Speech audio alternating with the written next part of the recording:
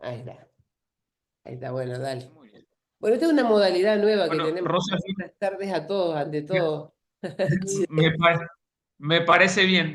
Decime, ¿las proyecciones las puedo ir realizando yo desde acá o te las tengo que pasar para que las vayas haciendo vos? No, si vos podés Te lo compartir habilita. pantalla. Compartir pantalla. Eh, Esta es una Perfecto. modalidad nueva que la idea es que, bueno, elegir un tema que nos guste y que alguien se encargue de desarrollarlo y cuando termina de desarrollarlo hacemos un intercambio de ideas, de opiniones, de preguntas, de lo que surja de acuerdo a la conversación, ¿no? Y en base a la encuesta que hicimos, el tema más votado fue autosatisfactiva. Así que bueno, como Francisco se había ofrecido gentilmente para desarrollar el tema, acá lo tenemos a Francisco. No, supuestamente ya podés, Francisco, ahí habilitar. Ahora sí Ahí. está. Bueno, así que Compartir bueno, pantalla. Francisco Coso, que es miembro del Instituto de la ciudad de Gualeguay, hoy va a hablar de autosatisfactiva y después vamos a ver qué es lo que podemos aportar entre todos un poquito. Muy Dale, bien. Francisco, te escuchamos. Muy bien. Bueno, un segundo que estamos acá buscando. Ustedes me dicen si ven la proyección. No Es vemos nada. solamente para guiarnos. ¿Me dicen si se ve? No, No. Porque, a ver, ahora compartir, sí. tenés que poner. Ahora sí, ahí está, ahí está. Ahora sí. Ahora sí lo ven. Todavía Perfecto. no, pero Bueno, está empezando. Ahí está, ahí está. ahora sí se ve. Perfecto. Bueno, Da- entonces quería agradecer a Rosa la invitación. La verdad que la tarde de hoy pensábamos compartirla con Carlos, con el doctor Carlos Hilo también, que junto conmigo trabajamos acá eh, en las cuestiones del instituto, también en la ciudad de Gualeguay, pero bueno, está con algunas cuestiones de salud de su señora, así que les pedía disculpas que no va a poder estar en el día de hoy. Pero la idea es, bueno, compartir este diálogo procesal, que así tituló y me pareció muy adecuada la denominación que se le puso, porque esa es la idea, que se pueda establecer un diálogo con ustedes en relación a un instituto que, si bien no es un instituto sumamente nuevo, es decir, de estos últimos años, porque ya tiene su tiempo, se viene hablando ya desde la década del 90, cuando Peirano lo introduce, pero definitivamente hay cuestiones por ahí que nosotros por la experiencia lo hemos visto, que tanto los juzgados como los colegas profesionales encuentran dificultades al momento de su uso. Yo digo que estas dificultades han volcado mucho en el abuso de la medida autosatisfactiva, es decir, se desconocen en muchas de las oportunidades en qué casos pueden ser usadas y se termina haciendo abuso de esa medida. Y obviamente, cuando hay abuso de algún instituto, después vemos las consecuencias, que es la denegación de la medida cuando se interpone judicialmente. En eso consiste más o menos la presentación. Pero antes de avanzar con la cuestión de fondo, que vamos a revisar algunas cuestiones de requisitos de la medida y demás y procedencia, quería saber qué opinaban ustedes en relación a estos puntos. Es decir, todos los días los que ejercemos la profesión, vemos que los clientes vienen cada vez más con casos que no son para hoy, sino que son para ayer. Es decir, que esa urgencia se manifiesta a diario. ¿Sí? Pero no todos los casos presentan la misma urgencia o la misma demanda que algunos. Por otro lado, tenemos la lentitud de los procesos. Es decir, en esto particularmente me atrevo a decir que todavía no tenemos dentro de la justicia el cambio generacional que necesitamos o que por lo menos las necesidades actuales están demandando. Tenemos procesos lentos y tenemos una justicia que no responde en tiempo, ¿sí? O en el tiempo que las demandas así lo están requiriendo. Esta lentitud de los procesos a que nos lleva a que muchas veces las soluciones puedan estar ajustadas a las pretensiones establecidas, pero son tan tarde en el tiempo, esa resolución es tan tarde en el tiempo, que lo que sucede es que una vez que se dictó una sentencia que nos puede resultar favorable, ya esto no alcanza para tener la efectividad que se requería. ¿Por qué? Porque lo que estaba reclamando tal vez ya pasó, no me sirve al tiempo que me lo están entregando, que me lo están otorgando. En muchos de esos supuestos, estas cuestiones de lentitud se deben a un excesivo rigor de formas. Eso se ve constantemente, que hay este formalismo extremo que en algunas oportunidades también lo hemos discutido y creo que en muchos de los casos también va por un cierto confort que le brinda al Poder Judicial el excesivo rigor en la forma.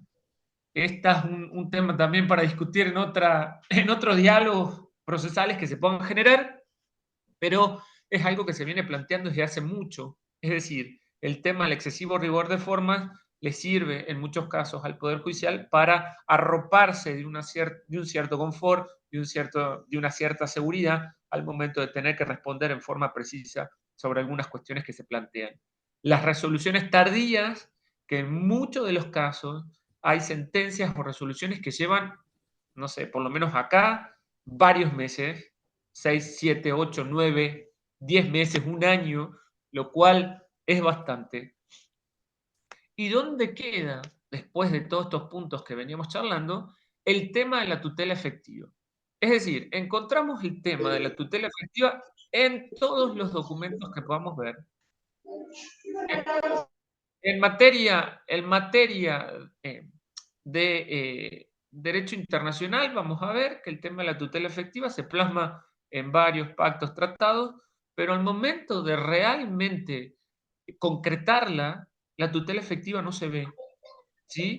Hay muchos elementos que inducen, que hacen que esta tutela efectiva se disuelva en el momento en que realmente la necesitamos.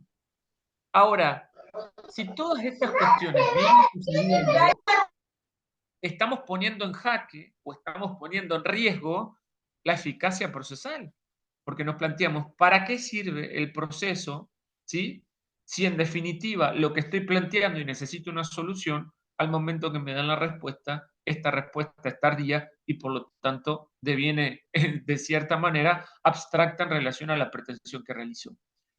Estas cuestiones, desde hace ya varios años, yo me enrolo mucho con la teoría de Peirano y demás, del doctor Arasi, de todos los procesalistas que están en la rama del activismo procesal, vienen a ser tratadas o a ser respaldadas o en cierto caso a ser solucionadas por estos institutos modernos, ¿sí? O de última época, como en el caso de la medida autosatisfactiva. El punto es que hay confusiones en relación a estos institutos modernos, como son las autosatisfactivas, la tutela anticipada y en muchos casos hasta se llega a confundir con una medida cautelar, que ya vamos a ver no es el punto. Lo que siempre buscamos, o por lo menos para graficar, y acá lo trata muy bien Peirano, es con esta frase al sostener que con la autosatisfactiva lo que buscamos es dar en el blanco en el momento oportuno. Y acá nos da dos cuestiones importantes a analizar. Dar en el blanco. Voy puntualmente a lo que necesito. Y es en este momento. No es para dentro de un mes, 2 meses, 3 meses. No me sirve. Es en el momento oportuno. Entonces, esas cuestiones tenemos que, o esa cuestión del momento oportuno, tenemos que tenerla muy en cuenta. Ahora, fíjense esta diferenciación que hago acá en 3 puntos que marco, o por lo menos que intenté marcar, en relación a la tutela común, la tutela cautelar y la tutela autosatisfactiva. Si observamos, la tutela común, bueno, plantea o tiene como característica que la incertidumbre en relación a lo que voy a resolver o al otorgamiento de el derecho que yo estoy planteando y es muy, no tengo ningún tipo ni siquiera de verosimilitud, no llega a eso, sino que hay una incertidumbre total que tengo que atravesar un proceso, ¿sí? Hacer el planteo correspondiente, llevar ese proceso a prueba y después el juez va a decidir en relación a este punto.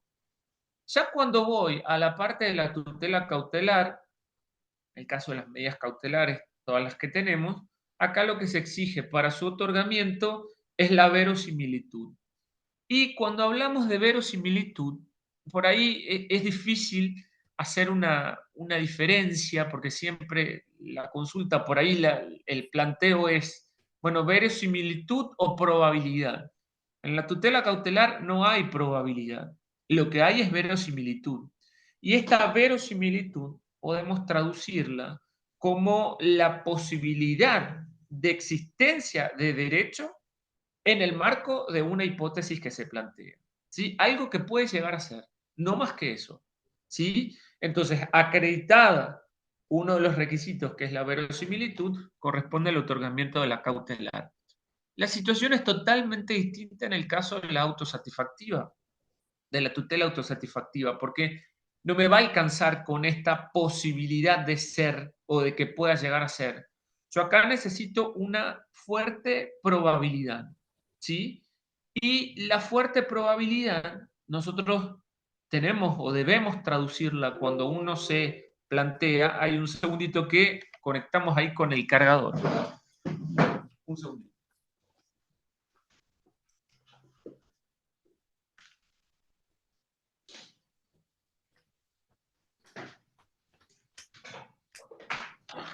Ahora sí ya estamos. Estábamos diciendo entonces que en el caso de la tutela autosatisfactiva, esta fuerte probabilidad tiene que darse en esa representación adecuada del triunfo de la acción que yo voy a emprender. Es decir, tengo una certeza tan importante de que lo que estoy planteando corresponde ser otorgado que no hay dudas para el juez en relación a despachar esta medida. Y ahí es donde se marcan esas diferencias. No hay acá una posibilidad, sino que hay una certeza importante, ¿sí? Una certeza muy fuerte de que lo que estoy planteando verdaderamente corresponde. ¿Hasta acá vamos bien? ¿Alguna consulta o alguna duda de lo que hemos charlado? Si se escucha bien, si se ve bien. Bueno, parece ser que sí. Se Bueno, escucha sigo. bárbaro. Perfecto. Este es el concepto que da Peirano o que dio Peirano en el 96. Por eso ya decimos que la tutela autosatisfactiva va a cumplir casi más 30 años o un poquito más, porque se viene hablando desde antes del tema de la autosatisfactiva. Y por ahí resulta interesante poder dividir el concepto en algunos puntos como para tener en la memoria algunas cuestiones o puntitos simples a los efectos de recordar al momento de aplicarla y no tener que recurrir al material para revisar. Es una solución urgente, no cautelar. ¿Por qué decimos que se trata de una solución urgente, no cautelar? Porque definitivamente las medidas cautelares o la tutela cautelar implica que todas aquellas medidas que son de tipo cautelar se tengan que interponer en base o tener como una cuestión de fondo un proceso principal, ¿sí? Son accesorias a un proceso principal, las medidas cautelares. En el caso de la medida autosatisfactiva, no estamos hablando de un proceso cautelar, no es un proceso cautelar. Y acá está el error, yo creo que está en la forma en cómo las denominan dentro de tribunales. Hay muchos juzgados que todavía no reconocen la diferencia y siguen hablando de la autosatisfactiva como una medida cautelar. Y no es cautelar, porque la autosatisfactiva es un proceso propio, ¿sí? Principal y que se agota en sí misma. Es decir, no voy a tener que iniciar otro proceso del cual va a depender la medida autosatisfactiva. Es despachable in extremis o inaudita parte, es decir, la parte que plantea la medida autosatisfactiva, si reunió los requisitos que se exigen, el juzgado no puede negarse a despacharla, ¿sí? Algunos discuten si esto corresponde o no corresponde, porque se estaría afectando, que ahora vamos a ver el tema de la bilateralidad, pero el punto, lo que la caracteriza, es que se despacha in extremis, en situaciones extremas, puntuales, muy concretas, que vamos a ver algunos supuestos de los cuales se puede dar. El objetivo principal cuando se la concibe, porque en realidad surge de una creación de la jurisprudencia y que la Corte Suprema sí lo hizo, a dar una respuesta jurisdiccional adecuada, y la situación que se plantea exige una pronta y expedita intervención del órgano judicial. En estos 4 puntos, Peirano logró concretar la cuestión o el concepto de la autosatisfactiva. ¿Cuáles son ahora los requisitos de procedencia? Principalmente tenemos que tener en cuenta que el objetivo principal que tiene la medida es cesar con cierta conducta o alguna situación de hecho que es contraria a derecho. Ese es el punto principal. Yo necesito cesar con una conducta, ¿sí? Y obtener lo que realmente estoy planteando. Hay casos muy puntuales, como se han visto en otras oportunidades, lo hemos charlado, en el caso que procede sin ningún tipo de problemas, accidentes de tránsito donde una persona ha sufrido una lesión muy importante y para la colocación, supongamos, de cierta prótesis, no puede pasar más de 72 horas porque si no la prótesis puede llegar a ser rechazada por el propio organismo. Entonces, en esos supuestos donde el plazo es muy reducido, la única medida que a nosotros nos queda para interponer es la autosatisfactiva, ¿sí? Y que bajo ningún punto, si están acreditados estos requisitos, va a ser negada. ¿Por qué? Porque es la única opción que se le da a el juez que está interviniendo, si realmente conoce y sabe en profundidad la medida, la posibilidad de que la pueda despachar sin necesidad de correr algún tipo de traslado. Que ahora vamos a tratar un poquito ese tema de la bilateralidad del proceso. Pero es la única opción que tiene el juez como para decretarla en ese momento inaudita parte sin otorgar un traslado y que ésta no sea tildada como contraria a derecho, ¿sí? O violatoria de derecho. Si pretendo plantear alguna cuestión declarativa de derechos, entonces no va a proceder por esta vía.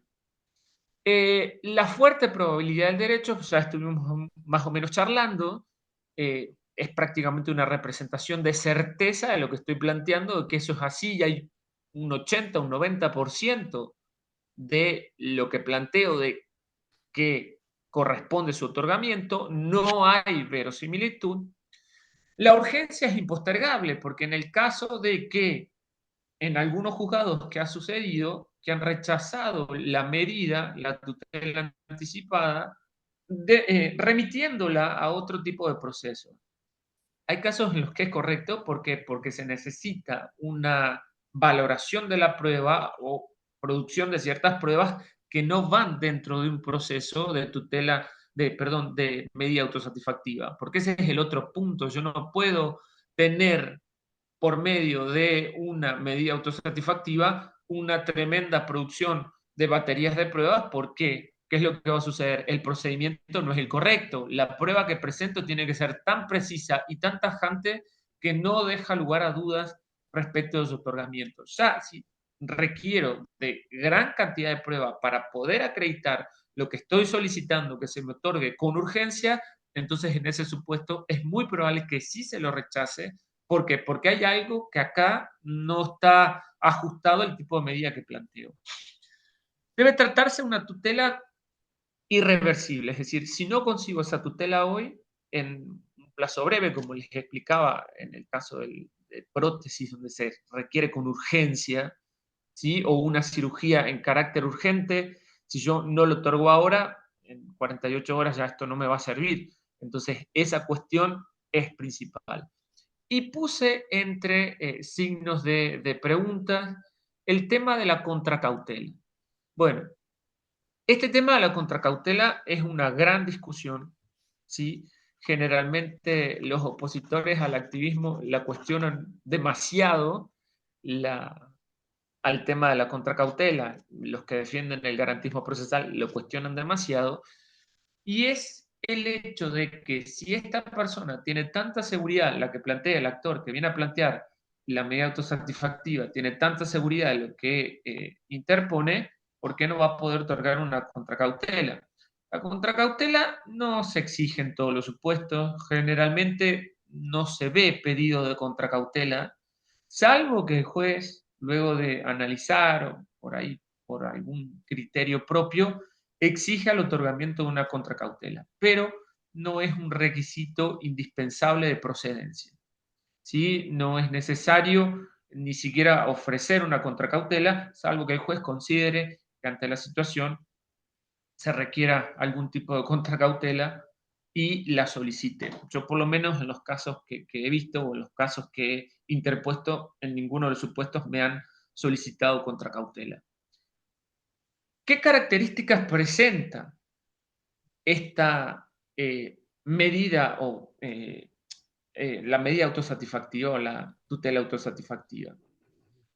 La tipicidad, en realidad, no podríamos decir hoy de una atipicidad general, porque hay provincias que la han recepcionado, ¿sí? Está receptada en algunos códigos procesales, en el norte mucho se la ha aceptado, y han regulado en relación a la medida autosatisfactiva. En el caso de la provincia de Entre Ríos, nosotros no la tenemos regulada, por lo tanto, para nosotros sigue siendo un instituto atípico, ¿no? Autonomía, decimos que el proceso, y esto es fundamental, es un proceso principal. Yo interpongo la medida autosatisfactiva y ese proceso se va a agotar con el dictado de la sentencia. Se dicta la sentencia y el proceso se terminó, ¿sí?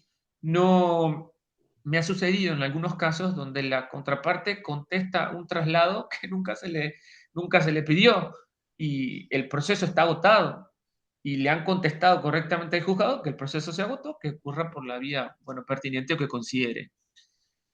La excepcionalidad que estuvimos hablando no procede ante cualquier reclamo y esto es importante establecerlo porque hay algo que siempre digo, uno tiene que ser muy prudente con los institutos que va a utilizar, porque es común en la gran mayoría de que algo se pone de moda y ya hacemos uso y abuso de ese instituto y después pasa que llega un momento en que cuando se comienza a abusar de algo, se procede a hacer cortes masivos.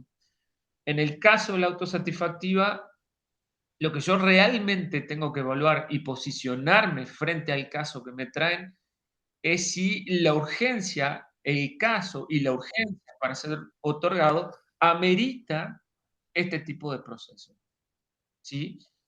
Hubo un supuesto en el cual no se lo rechazaron, pero la vía a la sentencia tendría que haber correspondido un rechazo, correspondía un rechazo, porque la persona reclamó ante la obra social el otorgamiento o la devolución de un pago que había realizado por una prestación. Lo hicieron por autosatisfactiva.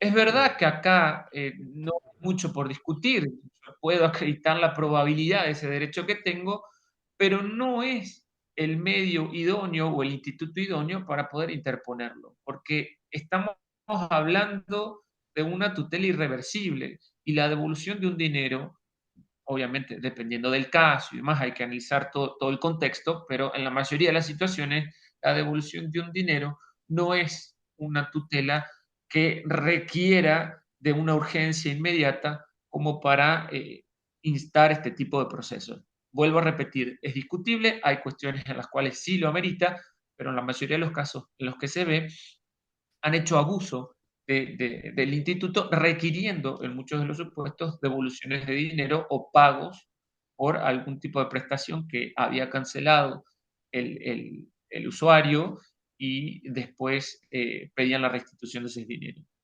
La tutela es definitiva, no hablamos acá de algún tipo de tutela provisional, como sí sucede en las medidas cautelares.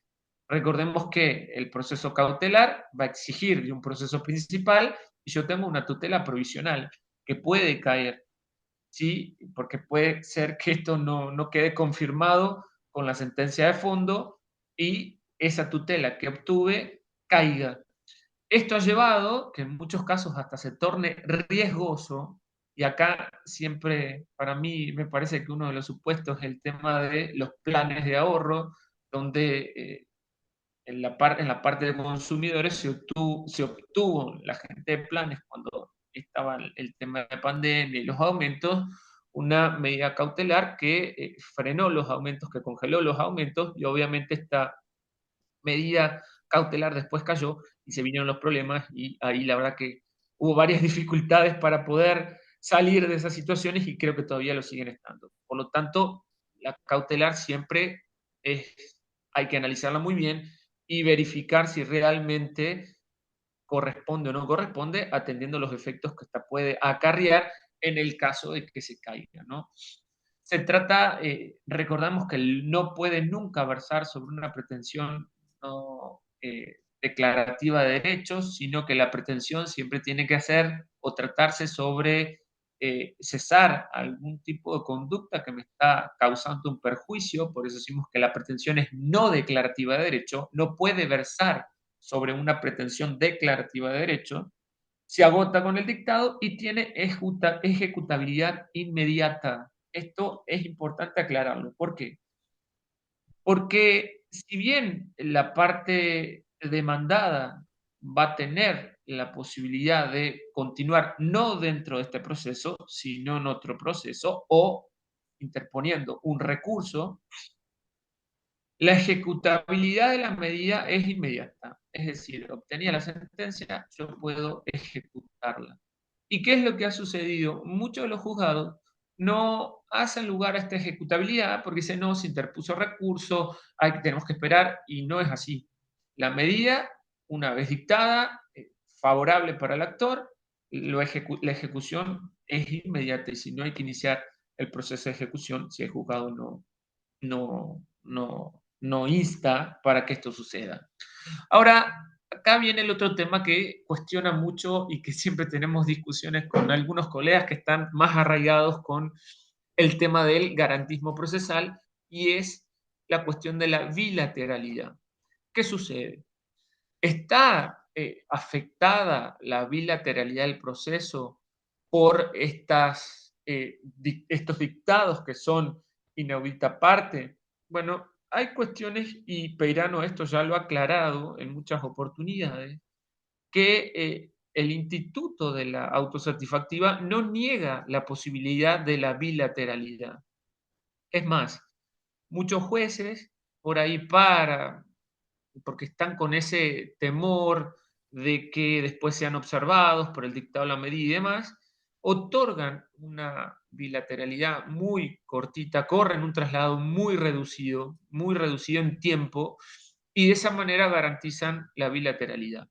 Esto es posible, pero obviamente cuando la urgencia en su dictado amerita o permite la posibilidad de tomarse algunos días como para eh, correr este traslado y que la otra parte pueda expedirse. Si no, no es obligatorio porque el instituto no está concebido para dar lugar al tema de la bilateralidad, pero si el tema o la problemática posibilita la espera de un par de días como para que se pueda correr una bilateralidad, para que se pueda correr un traslado en tiempo reducido, es perfectamente viable y se puede otorgar. Otros también dicen que la bilateralidad tampoco estaría perjudicada porque la parte que no resultó beneficiosa en el proceso puede interponer un recurso y ahí vería satisfecha esta cuestión de la bilateralidad. A ver, ¿qué hacer entonces para contradecir una medida que no me salió favorable? Este es el punto y que más o menos ya lo indiqué. No hay posibilidad de promover o instar un incidente. El incidente no es viable. Si se lo promueve, lo van a rechazar porque el procedimiento se agotó, el proceso se agotó con el dictado de la sentencia. Lo único que nos queda es bueno, en este supuesto tampoco, un recurso que suspenda la efectivización del derecho tampoco es viable, ¿sí? Sino que vamos a tener dos cuestiones que sí pueden ser viables, dos opciones que sí pueden ser viables, y que sería el recurso de apelación con efecto devolutivo, ¿sí? O un juicio declarativo, general, sumario o oposición de derecho. Esas serían las únicas dos opciones que tengo como para contradecir o por lo menos plantear las cuestiones que necesito si no resultó beneficiado por el dictado de la sentencia de la autosatisfactiva. Observen acá, lo que hice por ahí fue tratar para graficar y en base a todo lo que veníamos hablando hasta este momento, fue establecer algunas diferencias en relación a la cautelar y a la autosatisfactiva. Si ustedes quieren, después yo les puedo pasar este cuadrito porque es bastante práctico y al momento de trabajar se puede tener una ayuda a memoria rápida. La cautelar, si nosotros analizamos la finalidad que tiene, es asegurar efectos de una sentencia definitiva, ¿sí? Que pueden o no llegar a ser. En cambio, la medida autosatisfactiva absorbe los efectos de la sentencia definitiva. Fíjense las características. En alguno de los supuestos, bueno, en el caso de las cautelares, son las características que presenta son sumariedad, accesoriedad, unilateralidad, que en ese caso lo comparte también con la autosatisfactiva, aunque yo acá puse bilateralidad porque existe esa posibilidad, aunque vamos a decir que unilateralmente puede ser decretada. Provisoriedad, que acá esto es distinto en el caso de la autosatisfactiva, porque estas no son provisorias, sino que son definitivas, ¿sí? Y la posibilidad también de la cautelar de ser modificable, que en el caso de la autosatisfactiva no. Esta ya es irreversible. La medida cautelar en relación al régimen legal sí se encuentra tipificada en nuestro Código Procesal y las medidas autosatisfactivas no. Los requisitos de procedencia son muy parecidos, ¿sí? Pero no son iguales y la diferencia principal está en que la cautelar me alcanza o me sirve con la verosimilitud del derecho, en cambio, como dijimos, en la autosatisfactiva no, necesito una cuasi certeza del derecho o lo que también llamamos como probabilidad, una fuerte probabilidad. Eso es como la gran mayoría de los autores la mencionan, fuerte probabilidad. En la medida cautelar tenemos que acreditar el peligro en la demora. En la autosatisfactiva lo que tenemos que acreditar es la urgencia. Es decir, cuál es la urgencia que nosotros tenemos en el dictado de la medida. Si no obtengo el dictado de esta medida dentro de 48 o 72 horas, bueno, lo que estoy pretendiendo queda totalmente disuelto. La contracautela, que en la medida cautelar es más factible de ver, ¿sí? El pedido de una contracautela. Y acá, en el caso de la autosatisfactiva, vuelvo a repetir, la contracautela no es demasiado exigida, salvo criterio judicial que exija una contracautela a la otra parte. Hoy habíamos dicho, o les dije, por ahí hago una salvedad en un punto, que la medida autosatisfactiva siempre, una vez que se dicta, tiene ejecutabilidad inmediata. Hay supuestos, muy pocos, pero es importante decirlo, en los cuales se puede, bajo un fundamento muy, pero muy bien dispuesto y establecido, solicitar la suspensión de esa ejecutabilidad. Pero en los pocos casos en los que se ha presentado, se le ha exigido también alguna especie de cautela, ¿no? De contracautela que se otorgue para que en definitiva esa contracautela es casi el otorgamiento de la medida, porque es tan importante la contracautela que se les pide que definitivamente pedir la suspensión de la ejecutabilidad de la medida no tiene mucho sentido. Pero existe la posibilidad y se ha dado en muy pocos casos. Los derechos, bueno, los derechos protegidos en estos dos, en estas dos tipos de medidas y los efectos que provoca cada una de ellas. En el caso de la cautelar, es una firmeza provisional. En cambio, en la medida autosatisfactiva es una firmeza definitiva.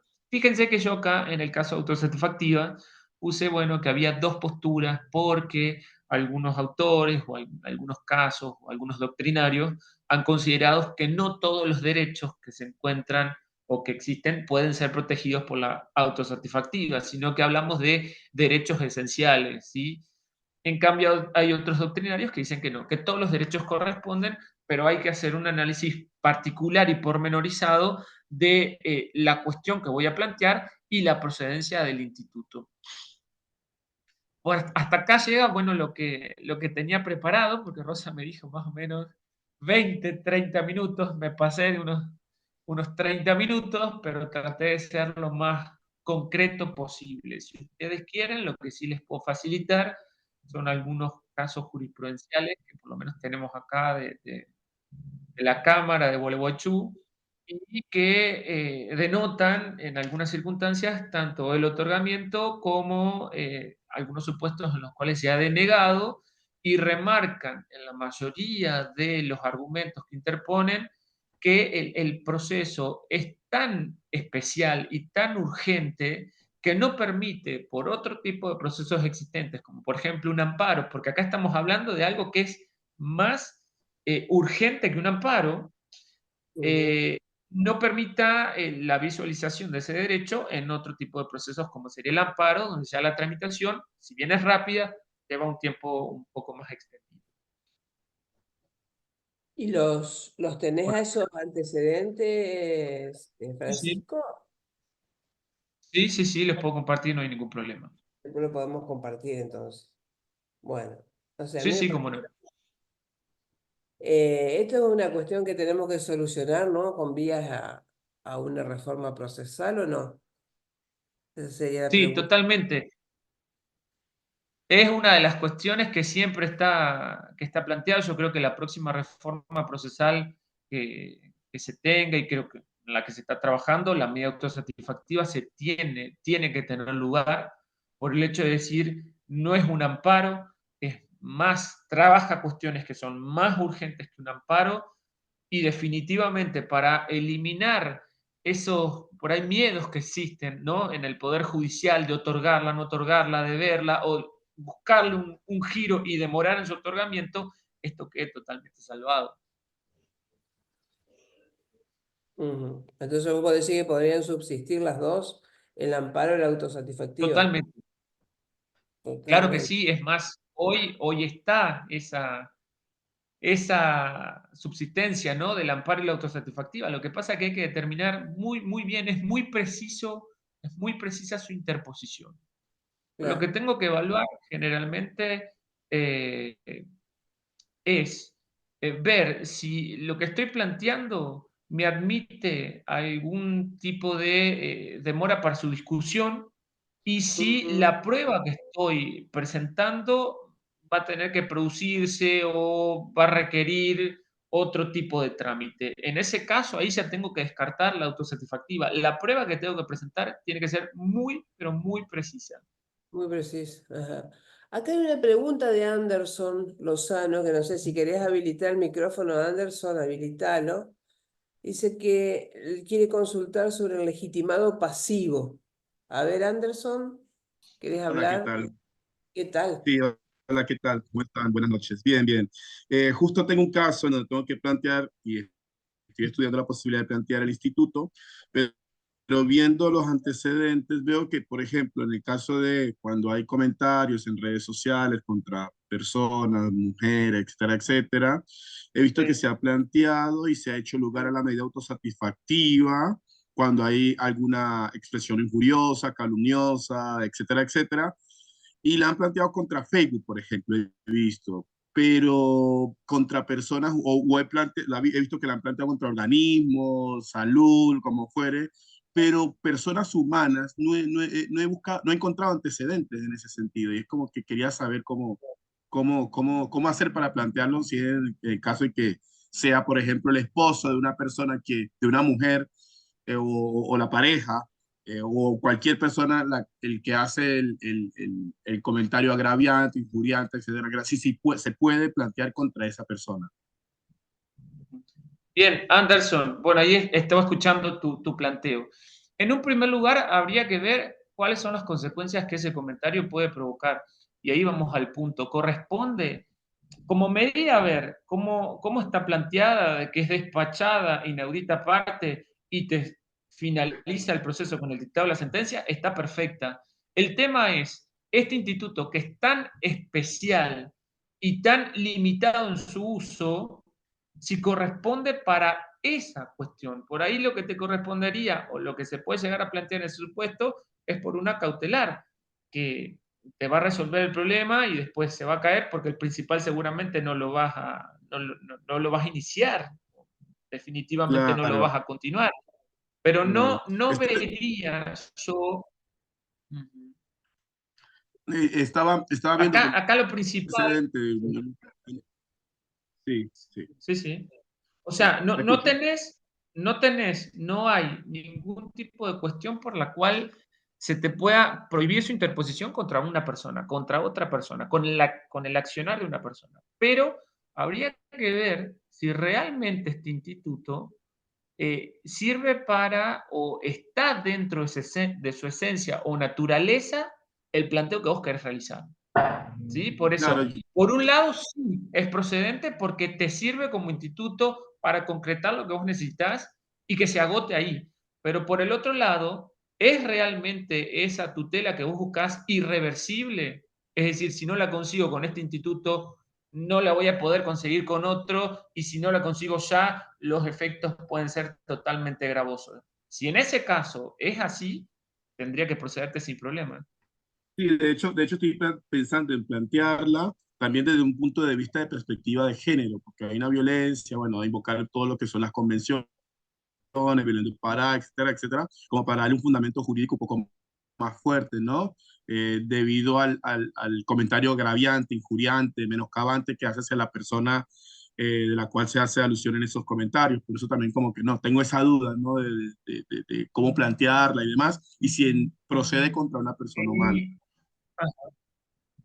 Sí, sí, sí, la procedencia sí. Lo que yo veo dudoso ahí es, yo por lo menos, si me tocara dictarla, no sé si te Mm. otorgaría la autosatisfactiva, porque lo que vos pretendés, tal vez sea retirar el comentario de algún tipo de página web o algo, te podría ir por una cautelar, ¿sí? Y obtenés la solución y no haces uso de un instituto que es tan restringido, ¿no? Por las características que tiene.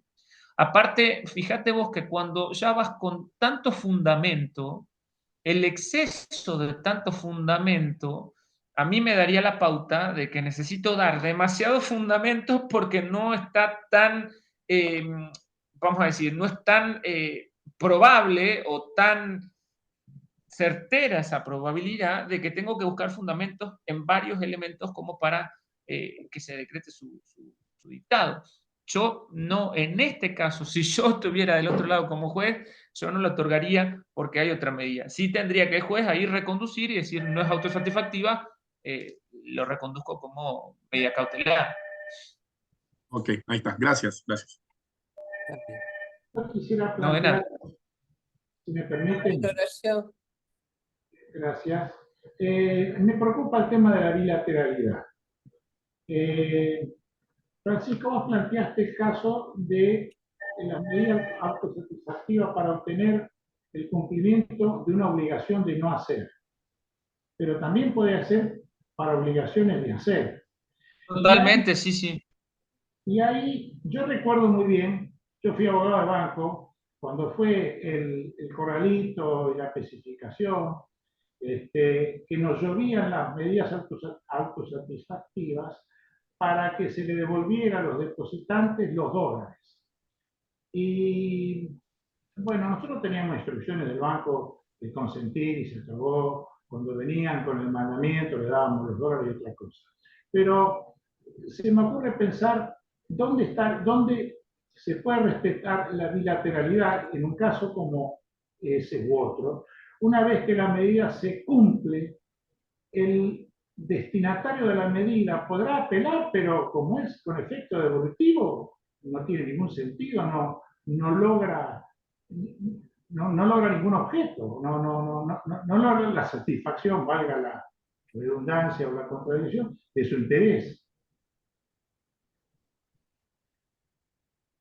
Totalmente, Horacio, totalmente, en eso coincido. Es más, como decía hoy, en esos supuestos, como la medida recién estaba surgiendo, no tenía mucha difusión, la otorgaban como pan caliente y no era procedente. No era procedente porque no estaba concebida para ese tipo de cuestiones. O sea, o sea que la concedían por ignorancia, digamos, o sea, por no estar Sí, acostumbrado. porque Nada no más. se hacía un análisis, no se hacía un análisis profundo de la medida. Lo que el juez tiene que hacer cuando ve si tenemos a un juez activista, obviamente, porque el juez garantista lo que va a decir no corresponde, no corresponde, si la estudia un poco y la analiza, no corresponde, la rechaza, ocurra por otra vía. Pero en el caso de un juez activista que ve, solo digo esto y este es mi criterio y el que también tiene algunos colegas, para no desnaturalizar la medida y realmente ajustarnos a ese otorgamiento acotado que tiene. Es decir, bueno, analicemos, bueno, explicar por qué no otorgo esta autosatisfactiva, pero sí la puedo reconducir por este otro proceso o por esta otra medida, ¿sí? Que me permite a mí garantizar ese derecho o ese planteo que me están haciendo, pero con un proceso adecuado. En el caso de los pedidos y del corralito y demás que se interponían, yo considero que en ese caso era como que, bueno, la justicia de alguna manera había, sí, le corresponde, pero no en todos casos era una tutela irreversible. No era una tutela irreversible, no Bueno, estaba pero justificado. Ahora, sí, yo perdón. puse eso como ejemplo, ¿no?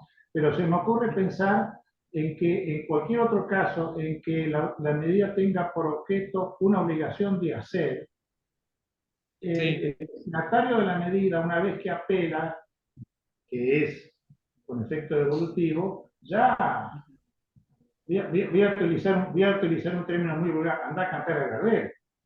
Sí, no hay vuelta atrás, no hay vuelta atrás, porque en ese caso, supongamos que el otorgamiento de una prótesis, que es una obligación de hacer, la otorgó y después con el recurso ¿Y qué la va a le devolver? sale a favor, no la va a devolver y es muy probable que no tenga tampoco la persona los recursos para devolverla. Por eso digo, el análisis tiene que ser tan ajustado y tan restrictivo que no hay lugar a dudas en relación a lo que puede llegar a suceder después. Por eso decía, y lo puse ahí en uno en el cuadrito, que absorbe los efectos de la sentencia definitiva. Entonces, no hay dudas cuando esta tutela autosatisfactiva se otorga. Prácticamente interponer un recurso contra ella y es muy difícil que la den vuelta, muy difícil. En algunas cuestiones sí puede ser viable, como en el caso de cuando se pide cesar algún tipo de conducta, pero en este caso, cuando son obligaciones de hacer, y es muy difícil, muy Así difícil. que prácticamente no hay bilateralidad. No, la bilateralidad está. Lo que no va a haber es por ahí la materialización de ese resultado en el caso de que si me otorgan a favor el recurso de apelación, lo pueda concretar, porque tal vez, como decíamos, en el otorgamiento de una prótesis, bueno, si me la otorgaron la parte, no la va a devolver y tampoco tal vez no tiene ni el dinero para pagarla. ¿No? Pero ahí está el punto. El juez tiene la obligación de analizar esto correctamente, porque eso hay que preverlo. Entonces, corresponde el otorgamiento, en este caso, es tan fuerte esta probabilidad que tengo, y es ahí, en muchos de los supuestos, si nos ponemos a analizar los casos jurisprudenciales que hay de otorgamiento, vemos que la probabilidad sí está, pero no era el procedimiento. Y en muchos de los casos tampoco había fuerte probabilidad. Es decir, hay muchos errores. Hay errores en su aplicación. Yo le he estudiado bastante en profundidad a la medida y le he seguido de cerca y veo este tipo de accionar de los jueces y muchos la dictan porque tienen miedo de que algo pase y otros la deniegan porque no se quieren arriesgar. Pero tampoco ves que hasta los mismos argumentos que algunos citan, es errónea la concepción que tienen de la medida. que obviamente, si hay algún tipo de regulación buena y se tipifica la tutela anticipada, eso nos puede llevar a que este tipo de cuestiones por lo menos se aclaren un poco. Che, Francisco, ¿y acá en Entre Ríos hay fallos de superior tribunal o no? ¿Tenés idea? Sí, yo, mira, me he dedicado más a estudiar los fallos de la Cámara, porque si me voy a los del Superior Tribunal, después uno no termina más. La Cámara, bueno, en el caso que la tenemos a Ana Clara Pauletti, Ana Clara es muy defensora de la medida y es la que en la gran mayoría de los casos ha puesto puntos en decir, aclarar en qué casos procede y en qué casos no. ¿Sí? Hubo un supuesto, hubo un antecedente jurisprudencial interesante porque como lo planteó el colega era sobre el otorgamiento de una vivienda del IAPB, entonces había hecho los fundamentos a razón del tema de la dignidad de la vivienda y demás, y sin embargo hubo votos que estaban a favor y otros que no. Y Ana Clara en ese momento explicó que si bien es verdad el tema de la necesidad de la vivienda, pero para analizar su otorgamiento o no, el proceso tan acotado de una autosatisfactiva no alcanza. Entonces hay que analizarla por medio de otro proceso, que no es este el que corresponde.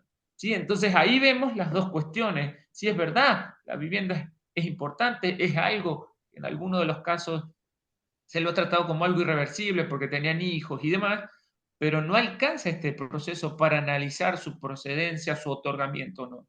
Entonces, hay cuestiones que siempre se lo ve y en los fallos, si quieren que les puedo pasar, se ve cómo marcan puntualmente algunos jueces, algunos vocales, más puntualmente los vocales, cómo marcan y hacen que el mismo profesional revise estos requisitos de procedencia. Y es tan puntual que se toman el trabajo en un párrafo a aclarar por qué esto correspondía o por qué no correspondía y considerar estos puntos.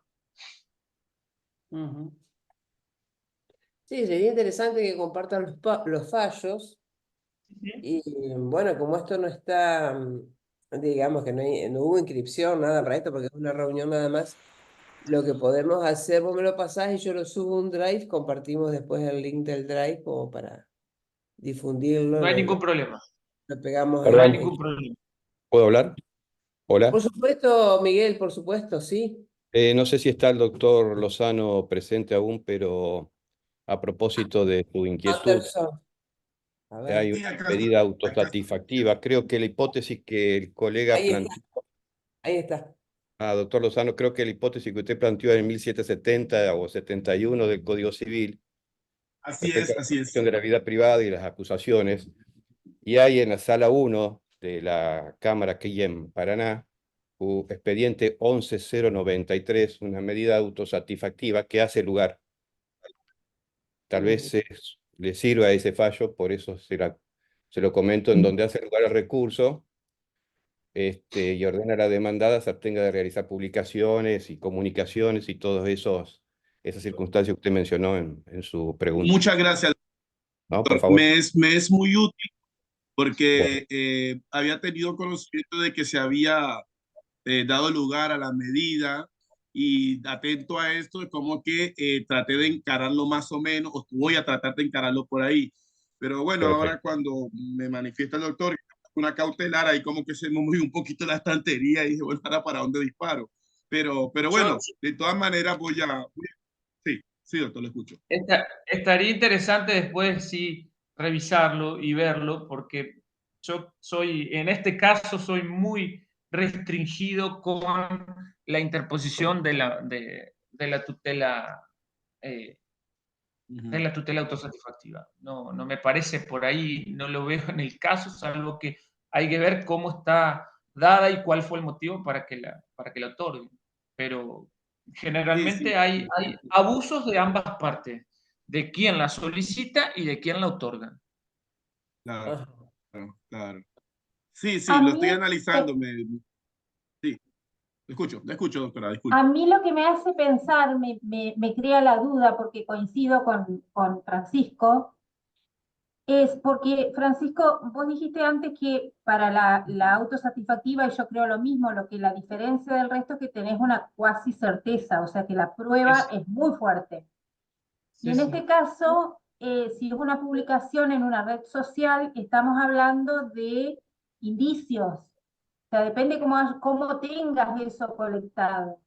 Yo también creo que va más por una cautelar, porque es verosimilitud, porque puede mutar, porque puede terminar no siendo el autor, la persona a la que le estamos entregando la Totalmente. publicación. No sé, Anderson, si eso lo tenés, cómo lo tenés documentado, si tenés la prueba fuerte, digamos, y no un mero indicio que te da No es, la prueba no es tan, digital o no electrónica. es tan, no es tan fuerte. Estoy tratando de ver los posteos, pero no hay una mención específica, sino que de acuerdo al post, después los comentarios que le suceden al post, ahí sí es como que es agraviante, es injuriante y demás.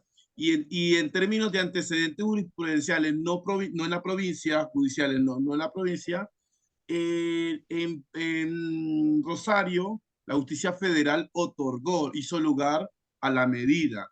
Entonces, como que voy recabando información de distintos fueros, sean provinciales, federales, y la han otorgado, han hecho lugar. Entonces, como que estoy ahí, ¿no? También en este caso era una pareja que se habían divorciado y demás, y el esposo empezó a hacer lo que son posts muy agraviantes, injuriantes, bastante subidos de tono y demás.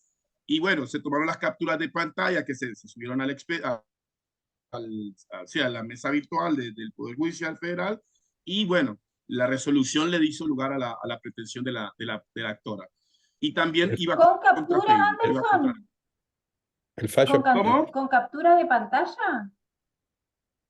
Sí, sí, tal cual, con captura de Claro, pantalla. Ahí, Tengo el fallo, ahí, lo bajé, ahí veo lo que puedo no. compartir. el Yo fallo, tampoco en eso no soy muy coincidente porque no es la forma de incorporar el Claro. tipo de prueba. Yo lo que no me arriesgaría en ese caso, Anderson, es si vos vas por una tutela anticipada y que te la denieguen, te van a condenar en costas. Entonces, lo que te conviene es Claro, ir por claro. la cautelar, que sabes que te la van a otorgar.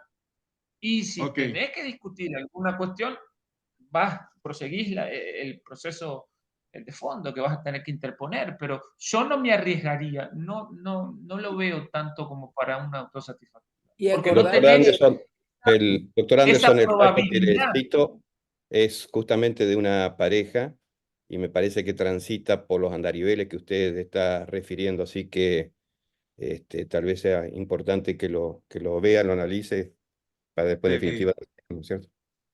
Pero Sí, es un sí, lo voy problema a de hacer. pareja también. Sí, Gracias, pero gracias. por eso a ese punto voy. Si ustedes se dan cuenta, creo que, y esto está bueno y es interesante, y eso es lo que le decía Rosa, estos diálogos procesales que mantenemos nos permiten descubrir que la justicia tampoco está lo suficientemente formada para resolver una cuestión de este tipo y también cuando llegan este tipo de institutos se les queman los papeles y resuelven cosas que no están ajustadas 100% de derecho.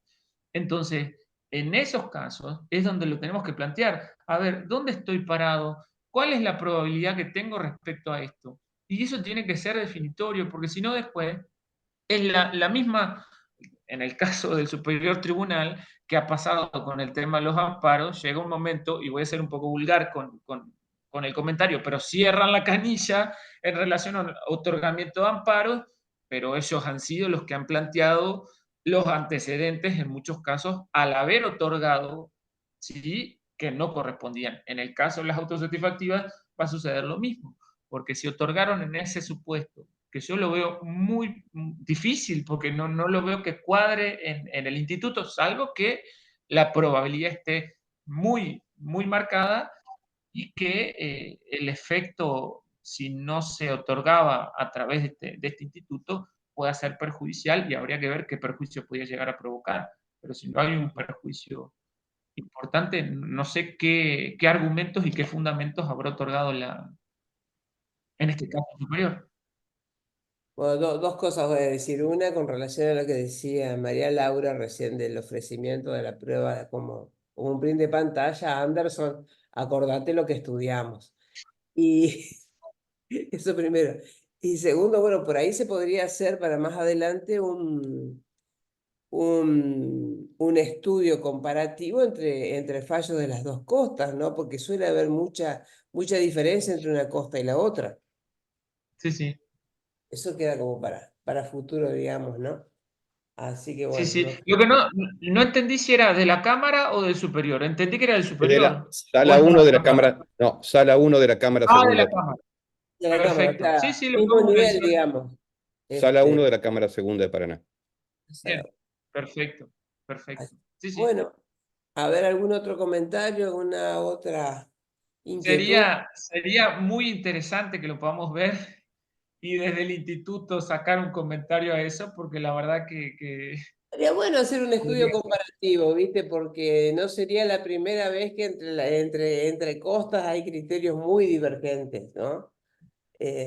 Y Pero estaría bueno. más allá del criterio, creo que se puede ir al instituto en sí Sí. y analizar bien si el otorgamiento correspondió o no al instituto en sí. Mm.